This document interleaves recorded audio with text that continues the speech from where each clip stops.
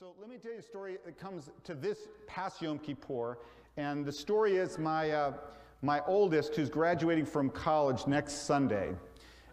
He said to me on the Sunday morning after Yom Kippur, you know, it was a Shabbat Yom Kippur this year. You remember that, right? So on Sunday morning, my oldest one, Aaron, said, "Abba, you look tired."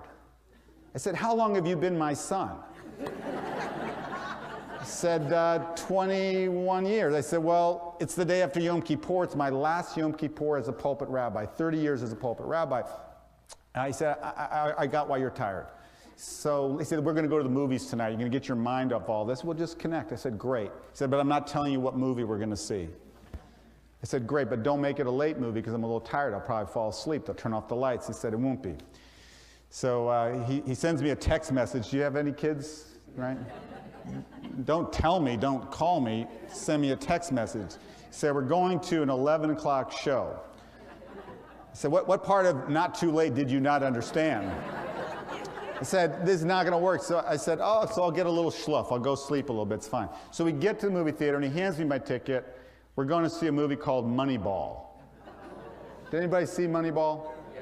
Okay. You don't have to love baseball. You don't have to love the Oakland A's. You just actually have to love this story. So I'm sitting there, and 2 minutes into it, it's about Billy Beane, who reinvents baseball for the Oakland A's. And 2 minutes into it, I am clear that this is a movie about the reform movement.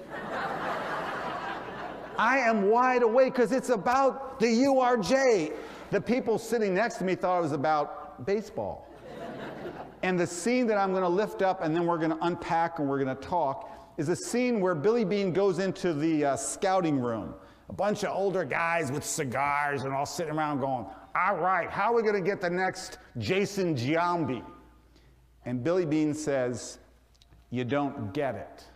It's not about finding the next superstar. We have to change the way we think about the game of baseball." And he says this phrase, and it's been in my head ever since. He said, "Adapt or die." Adapt or die. Friends, I believe where we are in the history, not just of the reform movement, of Jewish life, it's a moment of adapt or die. It sounds, I know, a little bit dire, doesn't it? Adapt or die. It sounds like a rallying cry. It sounds like a Schrei of Gewalt. You know, what's going to be? But I believe if we do not pay attention and adapt to all the remarkable seismic shifts in Jewish life today, then the future will not be bright.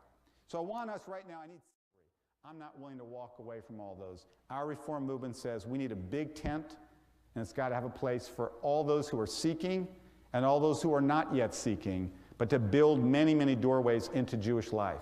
So we actually have to think differently about who the Jewish community is, who's part of the Jewish family. Interfaith families are not incidental to the life of the Jewish people. They are potentially the backbone of where we're going. But that's a reframe.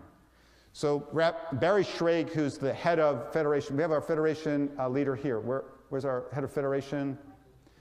So Barry Schrage, your colleague in Boston, said to me a couple of weeks ago, he said, "How ironic that the reform movement brought outreach to interfaith families to Jewish life, and in Boston, I'm carrying the torch." He's a modern Orthodox Jew. He said he is shaping a different reality in Boston. So you know the national statistic is 30% of interfaith families raise their children in the Jewish tradition, 30%. However, in Boston, it's 60%. What is going on in Boston that it's 60%? Is it the Red Sox?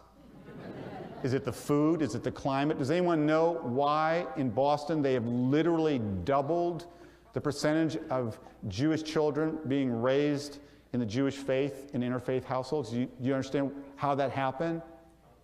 It happened because they adapted, because they said, we can make that happen. They built a partnership between Federation and synagogues that makes the welcome and the open door and the open heart of that community alive in all of their congregations. They made a decision and they committed resources and communal practice to engage interfaith families in Jewish life, and it works, doubling the numbers. Now, if you